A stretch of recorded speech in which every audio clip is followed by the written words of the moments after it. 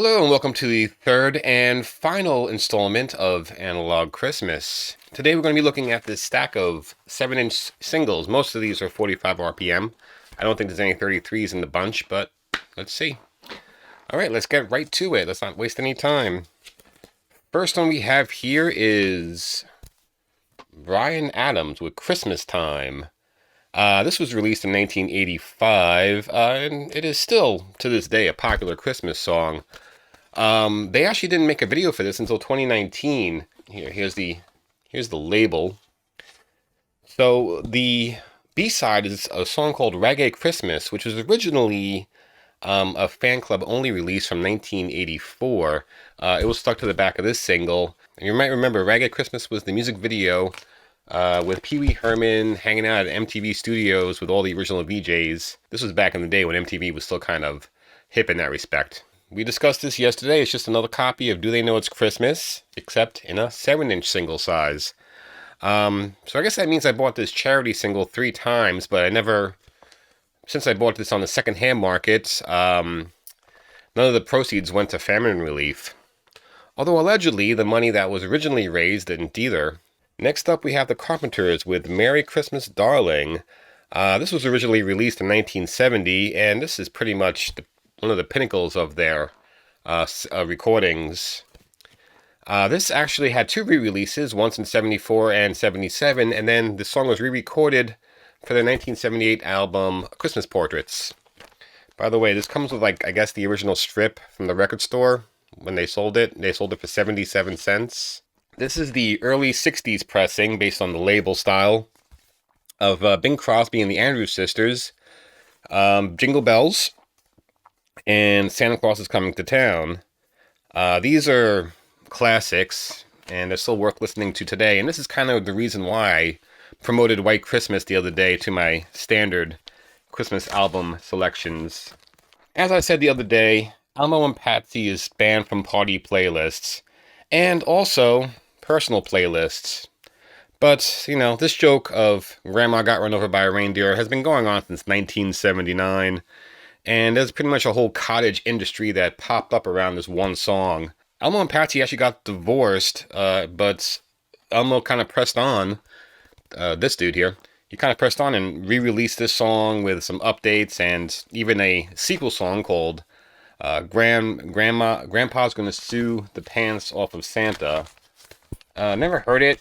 Sounds dreadful. But anyway, this is the 1984 release of the original, which also coincided with a music video in which the grandmother lives. They made it a little lighter and softer. Next up, we have this 1988 promotional Season's Greetings from Sire and Reprise records by way of Vince Clarke and Andy Bell. I got 2 Erasure songs on here. The traditional God Rest Ye Merry Gentlemen, and their original song, She Won't Be Home, Lonely Christmas. So this record store day release is kind of something of a cash grab. This is basically what you get here is 2 versions of Christmas Time Is Here on a nice translucent green vinyl. The original that you hear on the main album and alternate take number 5. Nothing new here since the alternate take here was available on the 2006 re-release of Charlie Brown Christmas soundtrack. So at first blush, this record store day release, which contains the 1970 Donny Hathaway version of This Christmas, and combines it with the 2012 version by CeeLo Green, seems like a great item, especially when the vinyl is festively two-toned and the original labels are incorporated onto each side. The only problem is the plastic sleeve here, the residue, I guess must have melted or did something. It kind of broke down onto the grooves, and now it's kind of nigh unplayable. I might have to try something drastic to get this cleaned up, maybe something a little more caustic that maybe hopefully will not hurt the vinyl itself, but for the most part, if you see sleeves like this, just do yourself a favor, take it out of here, put it in a paper sleeve. If you want to keep this, keep it separate, but this is bad news, this plastic. In 1986, that fake computer-generated AI played by Matt Frewer was everywhere. And yes, he even got his own novelty Christmas single called Merry Christmas, Santa Claus. You're a lovely guy. As far as novelty singles go, this didn't really have lasting appeal. Not to be confused with the Commodore 64 game we played the other day, this is Father Christmas by the Kinks. Released in 1977, this single is about a man who dresses up as Father Christmas, and he is beaten up by a group of poor children who demand that they give them money instead of impractical toys. This is the Rista's flashback label that they used for re-releases, and as such it has a different B-side than the original release of Father Christmas. Next up we have John Lennon and Yoko Ono. It's a lot of words here. John and Yoko with the Plastic Ono Band, and the Harlem Community Choir with Happy Xmas, War is Over. This was originally released in 1972, kind of as an anti-Vietnam protest song, but it has become a classic in the intervening years, especially after his death in 1980. This is the 1983 Capitol re-release, though Yoko's B-side, Listen, the Snow is Falling, remains unchanged. Moving on to another Beatle, we have probably my favorite Christmas song, Wonderful Christmas Time. I'm still actively on the hunt for the 1979 original picture sleeve version of this song, but for now I'm going to have to deal with this 1993 translucent red release that was marketed for jukeboxes only. Also, there's an error on here. They credited it to Wings, and it's just a Paul McCartney solo. Wings has nothing to do with it, baby. So next up we have Bob and Doug McKenzie with the 12 Days of Christmas. Bob and Doug McKenzie, played by Rick Moranis and Dave Thomas, were created for SCTV as a way to mockingly comply with the country's Canadian content, or CanCon, broadcast requirements. These characters proved popular enough to spawn several sketches, a movie, Strange Brew, and a pair of albums. The first of these albums contained two hits, The 12 Days of Christmas, and then on the other side you have Take Off with Geddy Lee from Rush doing vocals. So this was a 2016 Record Store Day release, limited edition, and once again we have red vinyl. Next up, Mel and Kim with Rockin' Around the Christmas Tree. Mel and Kim were pop singer Kim Wilde and UK comedian Mel Smith, who teamed up in 1987 to put out this charity single to benefit comic relief.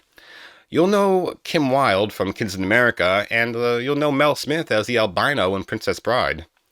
Or if you're from the UK, much, much more. Sadly, Mel Smith died back in 2013, but his single lives on.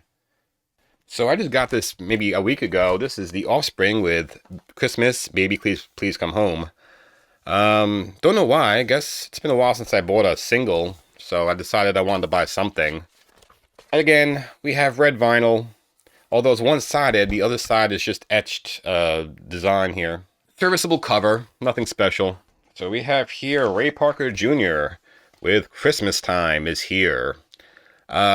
Ray Parker Jr. will forever be known as the Ghostbusters guy, but his body of work is so much more vast, not only as a solo artist, but also as a session musician and songwriter. He even dabbled into some acting. And indeed, this Parker-penned holiday tune is quite decent. That same year, these two songs, the B-side is Jamie, would end up on a compilation he would call Chartbusters. Obviously not to cash in on a certain movie that came out the same year.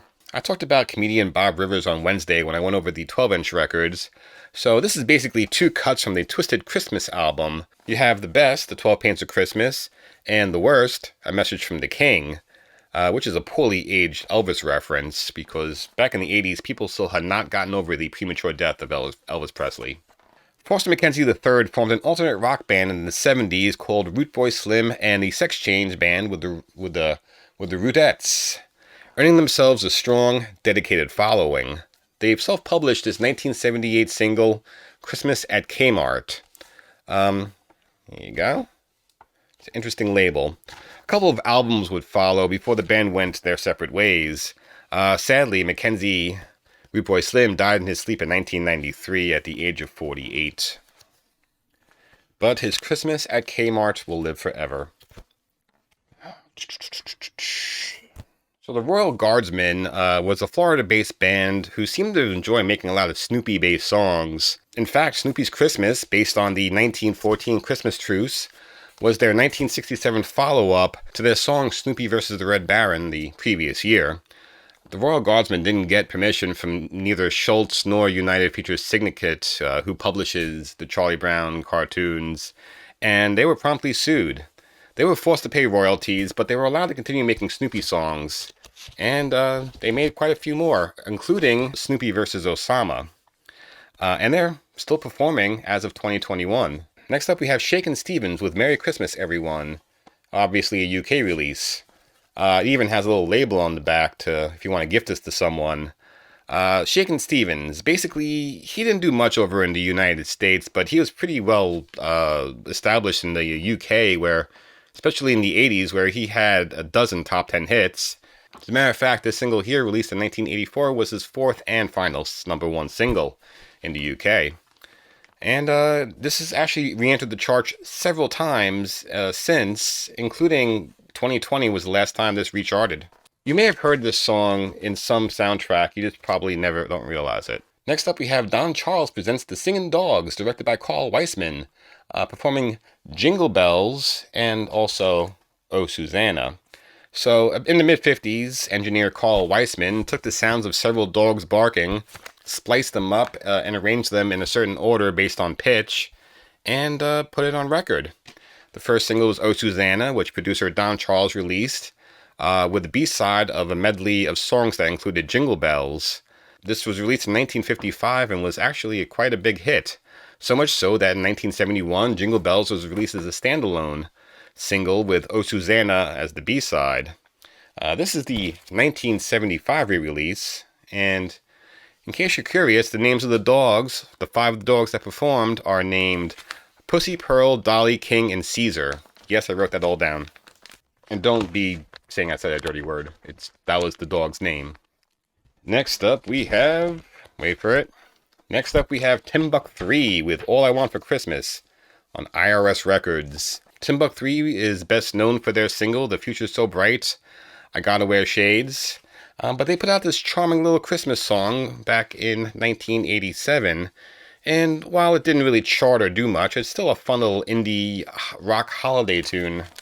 Next up we have Merry Christmas in the NFL by Willis the Guard Vigorish. Both the vocal version and the instrumental. So viewers of my channel might be familiar with this single. This is a 1980 novelty hit that was written and produced by Jerry Buckner and Gary Garcia, who 2 years later would go on to pen Pac-Man Fever and the subsequent album. I covered it briefly. I covered this record briefly in that video. There's a link up there you could look at.